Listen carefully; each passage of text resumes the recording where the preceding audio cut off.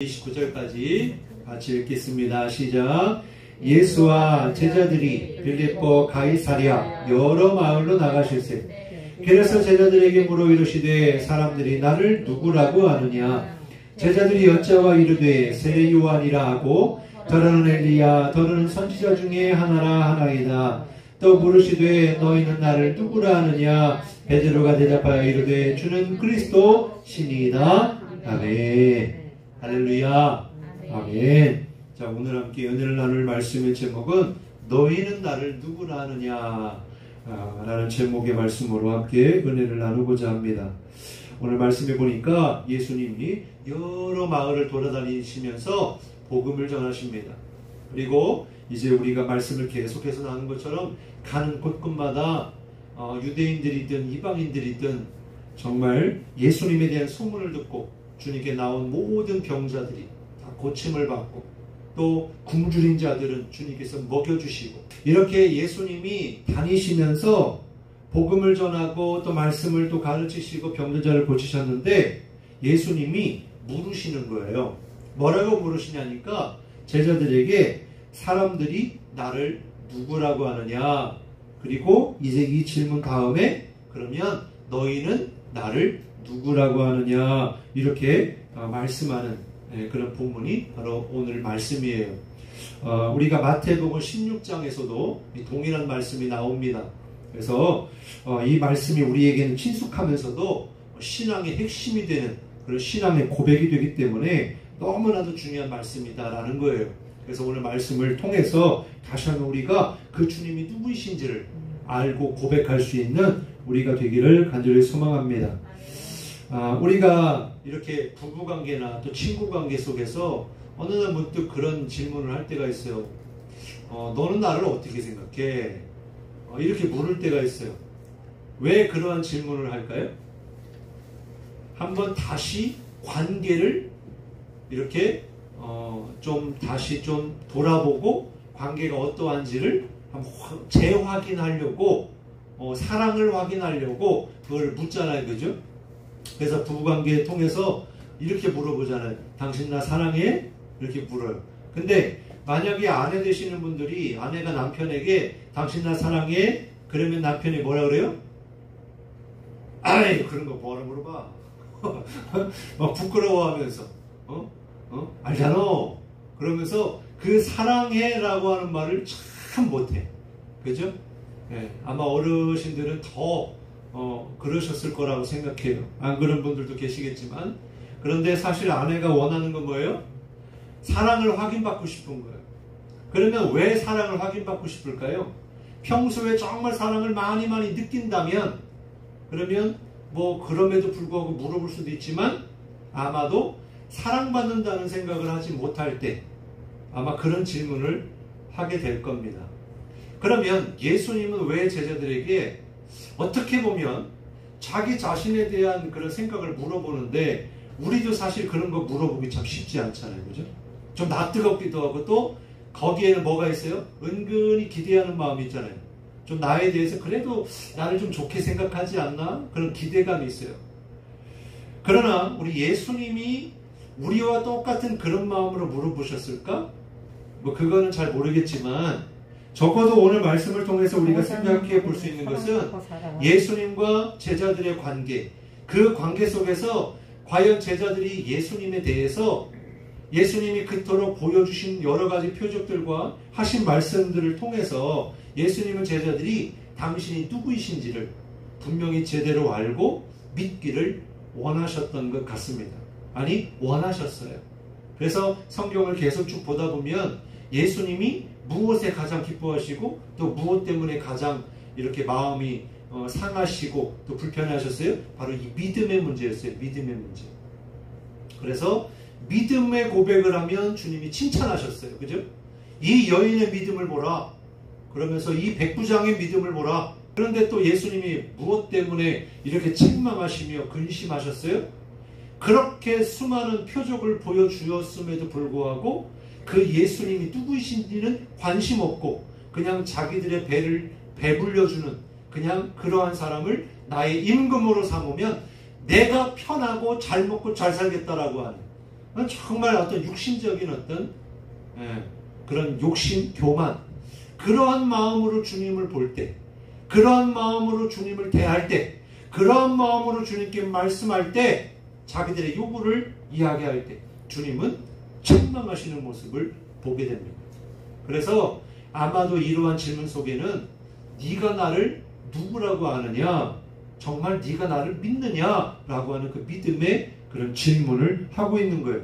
근데 이것이 왜 중요하냐면요, 우리가 신앙생활을 하다 보면 어느새 내가 만난 주님, 그 과거에 엄청 오래전에 만나고 나서 그 다음부터 만난 적도 없고 그냥 어느 때부턴가 종교 생활을 하면서 그냥 익숙해서 교회만 왔다 갔다 하는, 그리고 말씀을 들을 때 저거 내가 아는 이야기네, 내가 잘 모르는 이야기네, 그냥 그런 정도로. 우리 권사님들은 그렇지 않으시겠지만 그렇게 첫사랑을 잃어버리고 신앙이 아주 뜨뜻미지근한 그냥 형식적인 신앙생활을 하는 사람들이 많이 있잖아요. 그런데 그런 가운데 무슨 질문을 중간중간에 던져봐야 되냐면, 나는 진짜 예수님이 누구인지 아냐? 그러면 그 주님과 관계가 지금 어떠하냐? 내가 그 주님을 진짜 믿느냐? 만약 주님이 지금 너 나를 알아? 근데 만약에 우리가 주님을 모르잖아요. 이게 왜 중요하냐면 주님이 다시 오실 때 뭐라고 말씀하시냐면 나는 너를 모른다, 그럴 수도 있다는 거예요. 무슨 얘기입니까? 주님이 모른다는 건 너는 내 양이 아니라는 거거든요. 성경에 보니까 요한복음 10장에 보니까 이 삭군, 이 참된 목자, 그걸 비교하면서 이야기하시는데 핵심은 뭐예요? 목자는 양을 안다는 거예요. 또 양은 목자를 알고 목자의 음성을 듣는다는 거예요. 무슨 얘기예요? 관계를 이야기하는 거예요. 양은요, 눈이 어두워요. 또 양은 목자가 없으면 살 수가 없어요. 그래서 근데 이 목자의 입장에서 보면은 이 양들이 다 비슷비슷한 것 같아도 어떻게 해요? 알아요. 아마 우리 그 가축을 길러보신 분들은 아실 거예요. 이 양 키워본 사람들 몰라. 그냥 품종이 똑같고 색깔이 똑같고 모양이 똑같으면 이 개가 저개인지 저 개가 얘 개인지 몰라요, 우리는. 그런데 개를 키워본 사람들은 알아요, 몰라요? 알아요. 내 개를 알아. 내 개가 어떤 개인지, 내 개가 어떤 특징이 있고 또 무엇을 좋아하고, 그런데 뭘 보면 알아요? 그 개가 주인을 보고 이 꼬랑지를 흔들고 아주 그냥 반가워하고 좋아하면 그러면 내 개인 거예요. 그런 것처럼 우리가 이 질문 속에서 우리는 늘 주님과의 관계를 한번 돌아봐야 할 필요가 있고, 그래서 내가 정말 날마다 그 주님을 알고 날마다 그 주님을 믿는 가운데 우리의 영적인 어떤 그런 관계가 더 깊어지고, 그래서 우리의 믿음도 더 커지고, 그러한 주님을 우리가 진짜 아는지 그것을 우리가 점검해 봐야 할 줄 믿습니다. 그래서 오늘 질문을 한번 여러분 자신 스스로에게 한번 던져보시고 한번 믿음으로 고백해 보시길 바라요. 자, 먼저 왜 예수님은 이 제자들에게 이러한 질문을 하셨다고요? 그들의 믿음을 보시기 위해서 그렇게 물어보셨는데, 우리는 지난 시간 7병이어로 4,000명을 먹이시고 7강주를 남기는 그런 표적을 보여주신 이후에 어떤 말씀을 나눴어요? 바리새인들이 찾아왔다고 그랬어요. 근데 이 바리새인들이 예루살렘으로부터 찾아온 이유가 뭐예요? 힐난함이에요. 그러니까 뭐예요? 뭔가 책잡을 만한 일을 끄집어내서, 그래서 이걸로 공격하려고, 시험하려고 온 거예요. 그래서 뭐라고 질문해요? 예수님께 하늘로부터 내려오는 표적을 우리에게 보여달라 그래요. 아니, 지금까지 예수님이 보여주신 표적이 얼마나 크고 많은데 무슨 얘기예요? 믿지 못하겠다는 거거든요. 그럼에도 불구하고 예수님이 누군지 모르겠다는 거거든요. 그러니까 아무리 표적을 보여줘도 모르는데, 안 믿는데 무슨 표적을 보여준들 믿겠느냐라는 거죠. 그래서 예수님이 뭐라고요? 단호하게 이 세대에게는 보여줄 표적이 없다라고 이야기해요. 만약 있다면 노아의 표적밖에 없다. 그런데 뿐만 아니라 이 바리새인들만 그런 게 아니라 제자들은 어땠습니까? 이 7병이어로 7강주를 남겼는데 배 타고 보니까 어느새 그 떡 남은 것들 다 놓고 딱 하나만 가지고 온 거예요. 그래서 우리에게 지금 떡이 이것밖에 없다고? 거기에 그냥 근심과 걱정에 빠져서 자기들끼리 우리 이거 떡 하나밖에 없어. 떡 하나밖에 없어. 그러니까 예수님 마음이 얼마나 안타까우셨을까요? 왜? 아니 지금 우리에게 있었던 거는 진짜 보리떡 7개와 물고기 딱 2마리밖에 없었지만 예수님이 그것을 가지고 축사하시고 역사하시니까 4,000명을 먹이고도 남았는데, 그런데 어떻게 그 떡 하나 그것밖에 없다고 또 그거 가지고 근심하고 걱정하며 이야기를 나누고 있느냐라는 거예요. 그러니까 그들의 시선과 그들의 생각은 어디에 있는 거예요? 예수님께 가 있는 게 아니에요. 우리가 그렇지 않습니까? 우리가 그렇게 하나님의 은혜를 맛보고도 우리가 정말 내 삶에 필요한 것들을 다 하나님이 채워주시고 또 나를 치료해 주시고 정말 나의 모든 것을 아시는 하나님이라고 고백하는데, 실제로 몸이 아파. 그러면 하나님은 온데간도 없고 왜 이렇게 아픈 거야? 라고 하면서 그냥 그 아픈 것만 생각하고 불평하고 원망하지 않습니까? 또 그렇게 하나님이 채워주시는데 내가 가진 것이 별로 없어서 내 통장에 얼마 안 찍혀 있으니까, 내 지갑에 얼마 없으니까 그거 보고 아이고 우리 뭐 먹고 살아? 아유 우리 비도튀기 갚어? 그러지 않는다는 거예요. 그러니까 우리는 눈앞에 보이는 것 때문에 하나님을 보지 못할 때가 얼마나 많냐는 것입니다. 그러니까 예수님이 이 제자들에게 왜 이렇게 믿음이 없느냐? 왜 이렇게 아직도 깨닫지를 못하느냐? 자, 표적은 뭐라고 했습니까? 예수님이 하나님이심을 보여주기 위해서, 예수님이 하나님이시고 구원자이심을 믿게 하기 위해서 행하신 사인이라는 거죠. 사인. 그러니까 사인을 알면 다른 거 볼 필요가 없는 거예요. 그 사인이 뭐라고요? 그 주님을 알고 믿는 것인데. 그러니까 우리의 삶 속에서 어떤 일들이 일어나든 그 속에서 뭘 봐야 된다? 주님을 보고, 그리고 그 믿어야 되는 줄 믿습니다. 그래서 그것을 지난 시간에 우리가 나누었단 말이에요. 그리고 나서 이제 예수님이 맹인한 사람을 고쳐주시는 기적이 나옵니다. 근데 말씀해 보니까 예수님이 이 눈먼 자에게 안수하시는데 한 번 안수하니까 어떻게 해요? 완전하게 난 게 아니라 희미하게 보이더라. 그러니까 완전하게 난 게 아니에요. 그러니까 예수님이 어떻게 하십니까? 능력이 없어서 그럴까요? 그런 건 아닐 거 아니에요? 근데 예수님이 2번째 안수하시니까 어떻게 해요?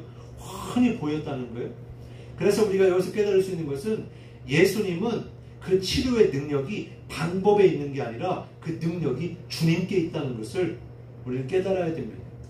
그리고 그 치유의 역사가 누구에게 일어납니까? 주님께 나아가는 자에게 일어나는 겁니다.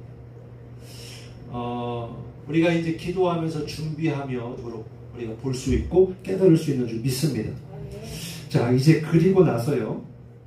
이제 예수님이 질문하시는 거예요. 사람들이 나를 누구라고 하더냐. 그러니까 28절에 보니까 뭐라고 이야기합니까? 제자들이 여자와 이르되 세례 요한이라 하고 더러는 엘리야 더러는 선지자 중에 하나라 하나이다. 예수님이 하시는 놀라운 기적들을 보았던 사람들이 그 예수님을 가리켜서 누구라고 생각하냐고 하니까 저분은 세례 요한인가 봐. 왜? 자, 먼저 세례 요한은 어떤 사람이에요? 예수님을 예비하던 사람이잖아요. 그래서 그의 사명은 예수님이 오시기 전까지였어요. 그래서 예수님이 오셔서 그의 사명 끝난 거예요. 그때까지 어떻게 살았어요? 광야에서 약대토릇을 입고 석청을 먹으며 사람들에게 무엇을 외쳤습니까? 회개를 외쳤어요. 회개하라 천국이 가까이 왔네요. 근데 예수님이 공생애를 시작하시면서 제일 먼저 외치신 게 뭐예요? 똑같이 회개하라 천국이 가까이 왔느니라 라고 외치셨단 말이에요.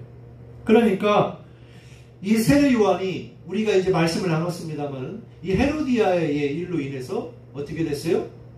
죽음을 당했잖아요.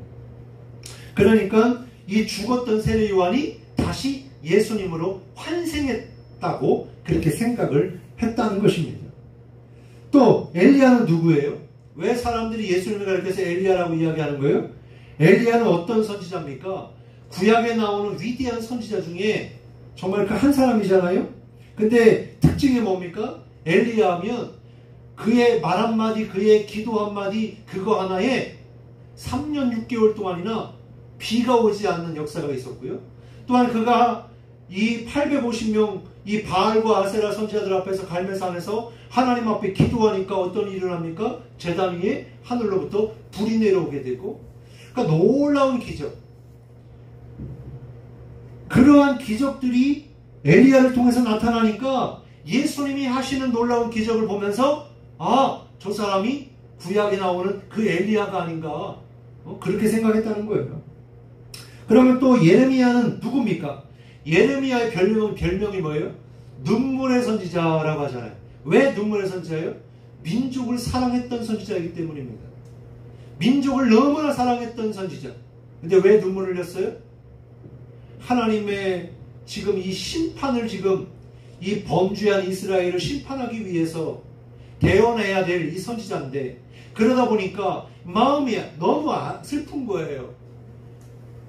이 사람들이 돌이키기만 하면, 하나님께 돌아가기만 하면, 회개하기만 하면, 그럼 하나님이 심판을 거두어 가실 텐데, 이것을 깨닫지 못하고 그냥 계속해서 우상을 숭배하고 범죄하니까, 그러니까 이제 머지않아 하나님 말씀대로 나라를 멸망시키시겠구나, 심판하시겠구나.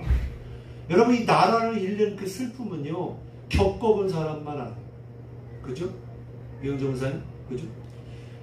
그러니까 점점 이제 세대가 이제 흘러가면서 과거에 우리나라의 이 주권을 빼앗겼던, 그 일본에게 빼앗겼던 그때를 점점 잊혀져 가고 있어요.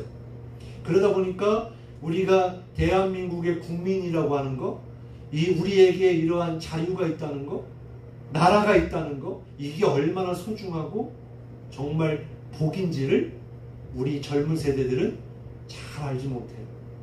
어른들과는 좀 달라요. 그래서 이 나라를 저주합니다. 막 헬조선이라고 그래요. 그러나 저는 잘 모르지만 그래도 성경에서도 그렇고요. 정말 우리가 이렇게 신앙생활을 할 수 있는 건 하나님이 우리나라에게 복을 주셨기 때문이라고 생각해요.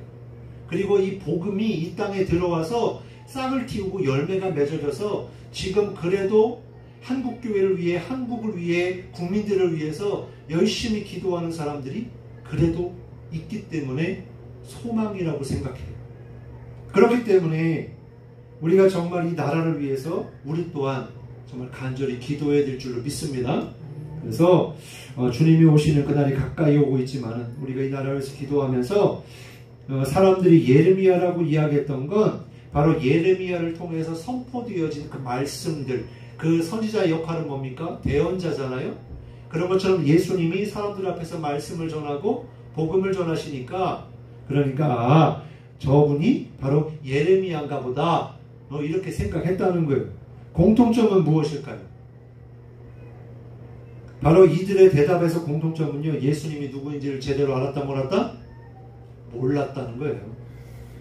그냥 겉으로 보여지는 예수님, 그 예수님의 능력 보고 행하시는 거 보고 그분의 말씀 듣고 대충 알았다는 거예요. 뭔가 하나님의 이야기를 하는 것 같은데 그분이 하나님이신지는 몰랐다는 거예요. 그러고는 예수님께서 어떻게 하십니까? 다시 이제 질문을 하시는데, 이제 누구에게 질문하세요? 제자들에게 물으십니다. 그러면 너희는 나를 누구라느냐? 다른 사람들이 예수님을 어떻게 생각하는 것도 중요하지만 예수님은 이 제자들이 진정으로 너희들이 따르고 또 믿는 내가 누구인지를 진정으로 너희가 알기를 원한다라고 하는 것을 우리로 깨닫게 하시는 겁니다. 이 이야기는요, 다른 사람들처럼 너희도 똑같이 너희들이 나에 대해서 어떤 지식을 가지고 있느냐고 물어보는 게 아니라, 진짜 너희는 적어도 나와 동거동락하며 하나님의 말씀을 직접 들으며 얼마나 많은 말씀들을 배웠어요. 그걸 실제로 경험했습니까? 그래서 그러한 주님의 표적들을 통해서, 말씀을 통해 정말 진정으로 내가 너희의 메시아로 그렇게 믿어지더냐, 나와 너희의 관계가 어떤 관계냐, 그거를 묻고 계시는 것이다 라는 것입니다. 많은 사람들이 어때요? 예수님에 관한 지식은 많아요. 아마 지금 교회 안 다녀도요, 그분한테 예수님 누군지 아세요? 그러면 뭐라고 대답해요? 알아요 그럴 거예요. 모른다고 얘기 안 할 거예요. 그래서 그럼 예수님이 누구세요? 라고 물으면 뭐라고 얘기할까요? 예수님이 창조주이시죠, 구원자이시죠, 십자가 지셨잖아요. 그렇게 말할 수 있어요, 없어요? 있어요. 얼마든지 말할 수 있어요. 그분이 예수님과 아무 상관이 없어도 말할 수 있고, 그분이 예수님을 지금 믿고 있지 않아도 그렇게 말할 수 있다는 거예요. 예수님에 관한 지식은 얼마든지 그렇게 믿음이 없어도 이야기할 수 있는데, 주님이 진짜 원하시는 거 뭐예요? 예수님에 관한 지식이 아니라 진짜 예수님을 아는 지식이 너희 가운데 있느냐, 진짜 경험되어져서 정말 깨달아져서 그 주님을 알고 믿느냐, 그것을 이야기하고 있는 것입니다. 자, 여러분은 어떻습니까? 여러분 정말 예수님 아십니까? 아멘. 아멘. 그럼 예수님 믿으십니까? 이제 안 믿어요? 믿은 분은 이제 한 분밖에 없지요. 그럼요. 한 분밖에 없지요. 그러면 그 예수님을 믿는 그 믿음으로 사십니까? 이제는 아멘. 내가 아멘 하시면 돼. 아멘. 아멘. 네, 그리고 그렇게 사셔야 돼. 그래서 이러한 고백이 바로 우리의 신앙의 고백입니다. 예수님을 향한 신앙의 고백이에요. 그래서 이러한 질문 앞에 베드로가 어떻게 고백했는지 한번 봅시다. 29절에 보니까 또 물으시되 너희는 나를 누구로 아느냐? 베드로가 대답하이르되 주는 그리스도시니이다. 이렇게 말했어요. 자, 여기서 우리는 두 가지의 고백을 볼 수가 있습니다. 첫 번째로 지금 베드로는 예수님을 향해 누구라고 고백하고 있어요? 주님이라고 고백하고 있어요. 주님. 그렇습니다. 베드로의 주인이 예수님이시다라는 고백이에요. 자, 베드로와 예수님과의 관계를 지금 베드로는 예수님을 나의 주님으로 고백하고 있는데, 베드로의 직업이 뭐였습니까? 물고기를 낚는 어부였잖아요. 그죠? 그런데 예수님이 베드로에게 찾아오셔서 뭐라고 말씀하십니까? 나를 따르라. 사람을 낚는 어부가 되리라. 그러셨잖아요. 그죠? 그러니까 베드로가 어떻게 반응했습니까? 그 배와 그물을 내려놓고 따랐다고 그랬어요. 이건 무엇을 이야기하는 거예요? 자기의 생업, 자기의 앞으로의 인생, 그거를 누구에게 맡긴 거예요? 예수님께 맡긴 거예요. 그러니까 예수님을 따라간다는 건 그냥 말로만 따라가는 게 아니라 나의 삶의 주도권을 예수님께 내어드리는 것을 이야기하는 거예요. 예수님이 나의 주인이심을 고백하는 거예요. 이게 진짜 주님을 따르는 거예요. 우리 다음 시간에도 말씀 나눌 거예요. 참된 제자가 누구인가? 그래서 자기를 부인하고 제 십자가를 따르는 것이다, 지는 것이다. 그런데 어쨌든 오늘 말씀을 통해 우리 깨달을 수 있는 건, 우리가 세상으로부터 건진받았잖아요. 그죠? 죄 가운데서 우리는 구원을 받았잖아요. 그래서 누가 어떤 존재가 되었어요? 하나님의 자녀가 되었어요. 무슨 얘기예요? 이제 나의 주인은 누구시라는 거예요? 주님이시라는 거예요. 예수님이 되셨다는 거예요. 그럼 어떻게 됩니까? 나의 생명, 나의 어떤 소유 모든 것을 다 누구 것이다? 주님 것이다 라는 거예요. 여러분 그렇게 믿어지십니까? 아멘? 그렇게 믿어질 뿐만 아니라 그렇게 사시길 바라요. 나는 누구 거? 주님 거. 주님이 나의 주인이심을 고백할 수 있어야 됩니다. 그런데 사단은요, 어떻게 해서든지 예수님이 우리의 주인 되심을 원치 않아요. 그래서 어떻게 합니까? 아담과 하와 때 뱀이 뭘 유혹해요? 너희의 통치자요, 구원자요, 너희들의 생명이신 하나님, 그분 없어도 선악을 알게 하는 나무 열매를 따먹으면 너도 뭐처럼 될 수 있다? 하나님처럼 될 수 있다는 거예요. 이게 무슨 얘기예요? 하나님 주인 삼지 마. 네가 네 인생 주인이 돼. 그거를 시험하는 거예요. 세상은 그렇지 않습니까? 돈을 많이 가지고 있어요? 그럼 뭐라 그래요? 그래, 네가 이 세상의 주인이야. 네가 이 돈의 주인이야. 그리고 이 돈으로 할 수 있는 게 많잖아요.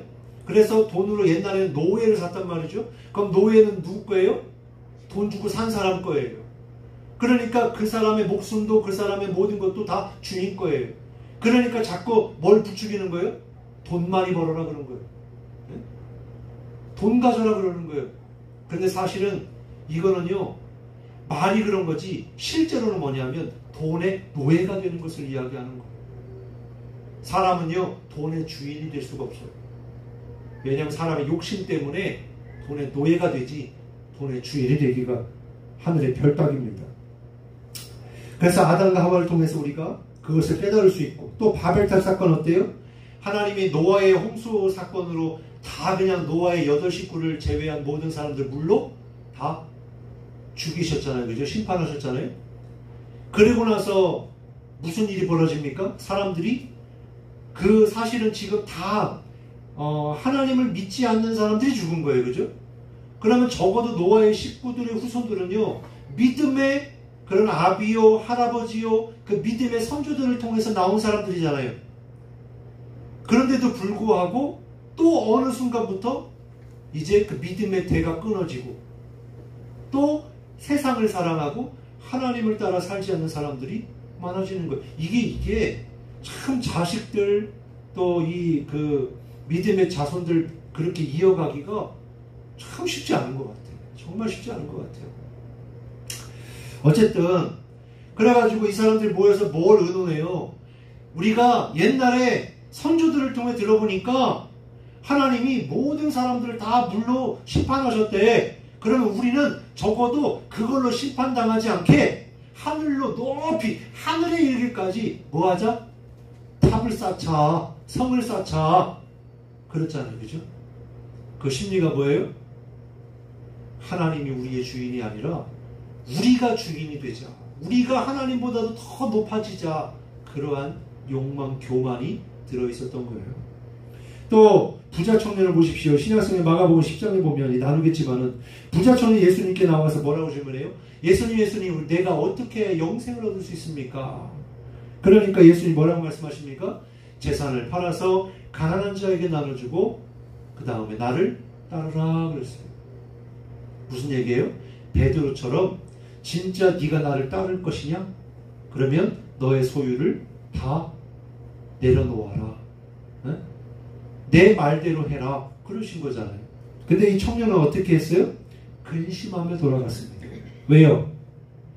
예수님을 따르고자 나왔지만 그 돈을 포기하지 못했던 거예요. 그 돈을 내려놓지 못했던 거예요. 왜? 사실은 예수님이 하신 말씀은요, 이거거든요. 너의 주인이 무엇이냐라고 물으신 거거든요.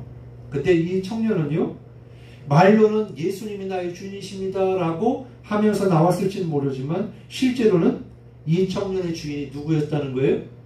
돈이었다는 거예요. 돈. 그래서 예수님을 택하지 않고 돈을 택하여서 주님을 따르지 못한 것입니다. 또 예수님이 공생애를 시작하시기 전에 세 가지의 마귀에게 시험을 받으셨잖아요.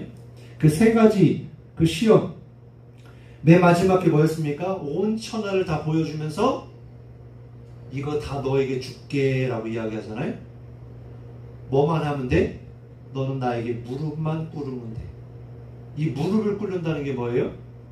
이 세상의 모든 것을 너에게 줄 테니 내가 너의 주인이 될게. 그런 이야기예요. 근데 예수님 어떻게 하셨습니까? 주 너의 하나님을 시험하지 말라고 그랬죠. 왜? 영광을 받으실 만한, 그리고 우리의 주인은 하나님밖에 없다는 것. 그것을 깨닫게 해 주신 것입니다. 사랑하는 성도 여러분, 이렇게 인간은요, 끊임없이 하나님을 끌어내리고 그 하나님의 자리에 자신을 자꾸 올려놓으려고 해요. 이게 바로 죄인들의 습성입니다. 특징이에요. 끊임없습니다. 그런데 그 결과가 어떻게 될까요? 그 결과가 멸망이요, 심판입니다. 그럼에도 불구하고 끊임없이 하나님의 자리에 오르려고 해요. 왜 그럴까요? 주님을 알지 못하기 때문입니다. 주님이 어떤 분이신지를 깨닫지 못하기 때문에 그래요. 그러나 만약 예수님이 바로 우리의 주인의 자리에 앉아 계실 때, 우리의 삶의 주인이 되실 때 어떨까요? 우리는 걱정할 일이 있을까요? 없을까요? 없습니다. 주님이 우리의 주인이시면 우리는 걱정할 일이 없어요. 그러니까 이 다윗의 고백처럼 여호와는 나의 목자시니 내가 부족함이 없습니다 라고 고백할 수 있는 거예요. 여러분 부족하시죠? 우리 육신의 것들은 많이 부족하잖아요. 그죠? 아무리 가져도 부족한 게 이 세상의 것들이에요. 그런데요, 주님만 계시면 부족할 것이 있다 없다? 없다라는 거예요. 왜냐하면 예수님이 전부시니까. 할렐루야. 그래서 그 주님이 우리의 전부가 되시고 또 주님이 우리의 주인으로 목자가 되어주실 때 주님은 우리의 모든 필요와 또 우리의 문제와 우리의 생명까지도 주님이 주관하여 주시고 우리를 생명의 길로 날마다 인도하시고 우리가 주님과 함께 더불어서 주님과 교제하는 그런 축복이 있을 줄로 믿습니다. 두 번째로 이 베드로가 예수님을 향해 뭐라고 고백합니까? 그리스도이십니다 라고 고백하잖아요. 이 그리스도라는 말의 뜻이 무엇입니까? 기름 부음 받은 자라는 뜻입니다. 이 말은 히브리어로 메시아라는 말이에요. 그러므로 이 그리스도라는 고백은 예수님이 메시아 구원자이시다라는 뜻입니다. 그렇습니다. 베드로는 예수님을 누구로 본 거예요? 구원자로 본 겁니다. 그렇게 믿음으로 고백한 거예요. 이는 바로 우리를 죄 가운데서 건져내어 영원한 생명을 주시는 유일하신 분, 그분이 바로 예수님이심을 고백한 거예요. 사랑하는 성도 여러분, 예수님이 우리의 구원자이심을 믿으시죠? 아멘. 여러분은 구원 받았습니까? 아멘. 그렇다면 우리가 할 일이 뭡니까? 우리가 받은 구원이 큰 구원임을 깨닫고 날마다 우리가 주님 앞에 설 때에 그 구원의 확신을 가지고 우리가 살아야 할 줄로 믿습니다. 그리고 받은 구원 그것으로 끝나지 않고 누려야 돼. 우리 성도는요, 하나님이 누리라고 주신 거예요. 제가 예를 들었죠. 만약에 자녀들이 우리 부모님한테 부모님 얼마든지 맛있는 거, 쓰고 싶은 거, 주고 싶은 거 다 쓰세요 하면서 1,000,000원을 드렸어. 근데 엄마가 뭐라 그래요? 아이고 이거 귀한 자식이 준 건데 그냥 나중에 우리 자식에게 다시 돌려줘야지. 그러면서 매일같이 없는 사람처럼 살아. 제대로 먹지도 못해. 누리지도 못해. 그럼 자식이 마음이 어떨까요? 정말 안타까울 거예요. 그죠? 그런 것처럼 뭐 마찬가지죠. 부모가 자식에게 무엇을 주든지 그것도 마찬가지일 거예요. 그러니까 중요한 건 주님은 우리에게 구원하신 것은 바로 누리라고 주신 거예요. 구원은 뭡니까? 주님과의 관계가 회복된 것을 이야기하는 거예요. 이게 구원입니다. 그래서 날마다 주님, 그래서 이 라오디게아 교회를 향해서 주님 말씀하셨잖아요. 누구든 내가 문 밖에 서서 두드리노니 누구든지 내 음성을 듣고 문을 열면 내가 그에게로 들어가 그로 더불어 먹고 그는 어떻게 한다? 나로 더불어 먹으리라. 할렐루야. 네, 우리가 주님과 함께 더불어 먹는다는 거예요. 네? 주님의 것이 얼마나 많아요. 풍성하시잖아요. 영원하시잖아요. 마지막으로 본문에는 나와 있지 않지만 마태복음 16장에 보면 살아계신 하나님의 아들이십니다. 이렇게 고백합니다. 이 말은 예수님이 살아계시다라는 것과 그분이 하나님이시다라는 고백이에요. 중요한 건 이 고백 이후에 예수님이 어떻게 반응하셨습니까? 너무 기쁘셨어요. 바요나 시몬아, 너가 이렇게 고백할 수 있는 건 누가 하신 거다? 바로 하나님 아버지가 너로 알게 하신 거다. 그러니까 우리로서는 알지 못한다는 거예요. 이런 고백을 할 수 없다는 거예요. 할 수 있고 또 말할 수 있어야 되는 거죠.